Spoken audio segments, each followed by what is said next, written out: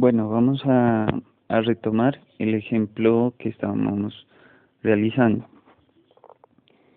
En el anterior video habíamos establecido que vamos determinar, a determinar los elementos que son necesarios para calcular el volumen del sólido de revolución, teniendo en cuenta el método de las capas cilíndricas. En ese caso, habíamos establecido que x1 es igual a x2, ¿listo? Y por tanto, vamos a solo llamar x porque las coordenadas del punto P1 y del punto P2 en x son las mismas.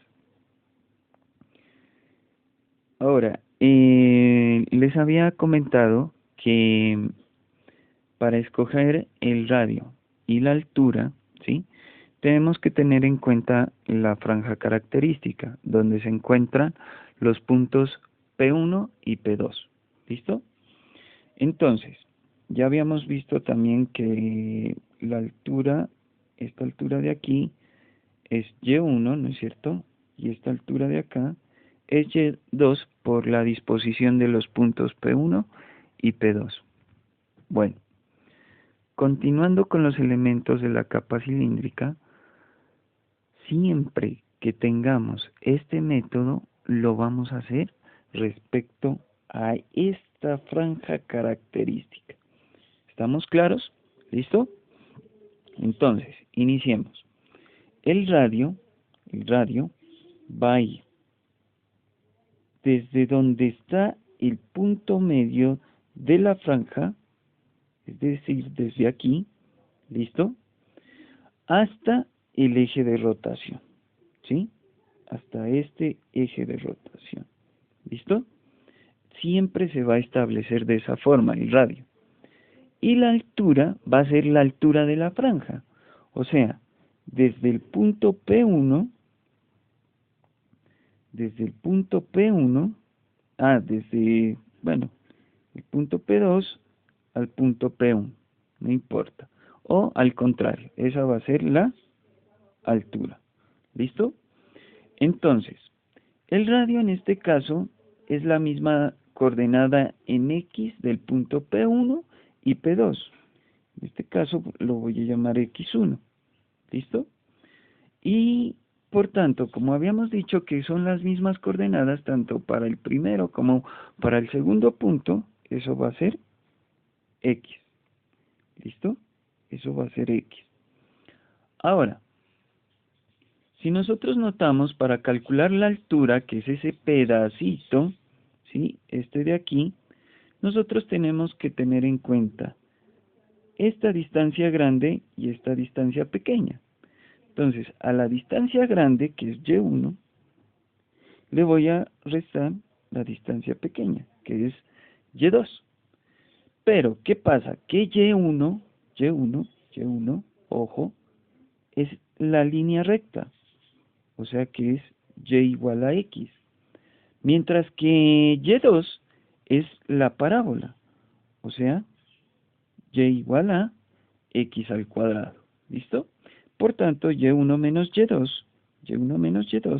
es X menos X al cuadrado.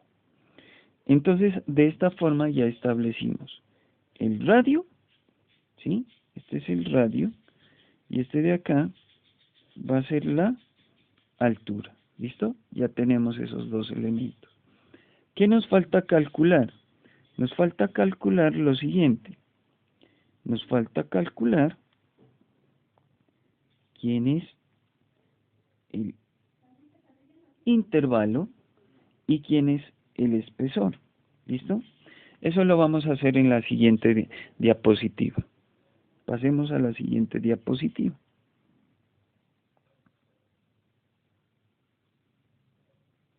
Listo. Entonces, ya teníamos el radio y ya teníamos la altura. ¿Listo? El radio viene dado por esto y la altura viene dado por esto. ¿Estamos? Entonces ya tenemos radio y altura. Ahora, tenemos que encontrar este intervalo. I, ¿sí? Para ese intervalo, ¿qué vamos a hacer? Vamos a encontrar el corte entre estas dos curvas, entre la curva que y igual a x y la curva y igual a x al cuadrado, que si las igualamos tenemos x igual a x al cuadrado, que al pasarlo al otro lado tendremos esta ecuación. Factorizando tendríamos x por x menos 1, cuyas raíces con respecto a la ecuación, a toda esta ecuación, tenemos, por este lado tenemos x1 igual a 0, y por este lado tenemos x2 igual a 1, o sea que el intervalo va a estar en x y va a ir desde el punto 0 hasta 1. Y el espesor, como esto está variando en x, el espesor va a ser de x. ¿Listo? Al sustituir esos valores, todo eso que nosotros encontramos en este momento, vamos a hacer un resumen. ¿Listo? ¿Qué tenemos hasta el momento? Tenemos el radio, tenemos la altura, tenemos el intervalo y tenemos el espesor. ¿Listo?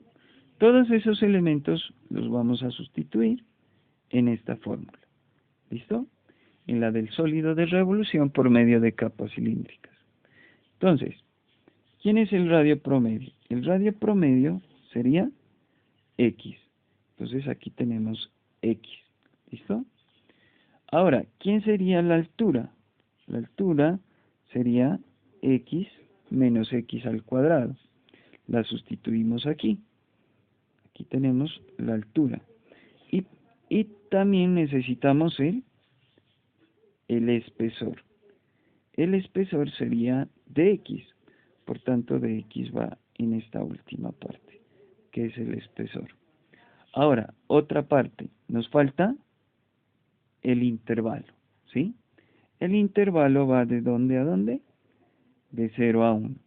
Entonces, esto va desde 0 hasta 1. ¿Listo?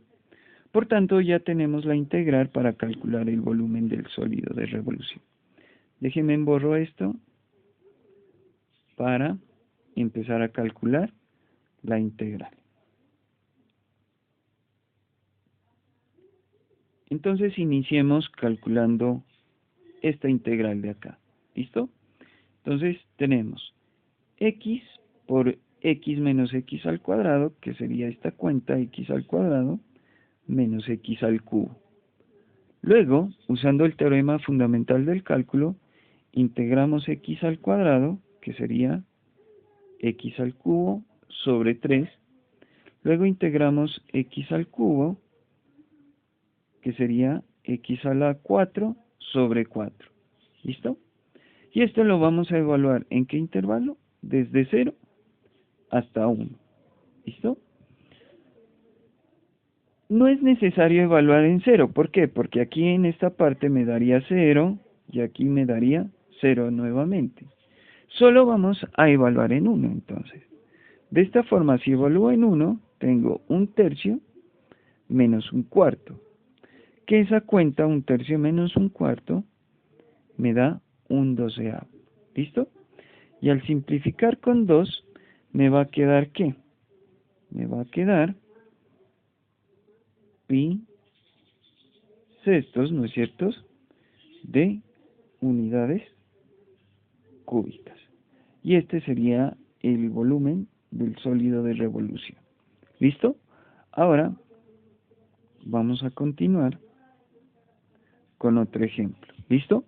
Recuerden, chicos, que los ejemplos que siguen de aquí en adelante no vamos a graficar el sólido de revolución. Solo vamos a tener en cuenta algunos elementos, ¿sí? Como son la región acotada, el eje de rotación. Luego dibujaremos su franja característica con sus puntos, ¿sí?, sobre la franja, vamos a establecer con esos puntos y esa franja el radio, la altura, ¿sí? Y el espesor, ¿listo? Luego vamos a establecer los puntos de corte que tiene la región acotada para establecer el intervalo donde vamos a definir la integral del volumen del sólido de revolución. Entonces, en el siguiente ejemplo, vamos a ver este tipo de elementos. ¿Listo? Hasta pronto.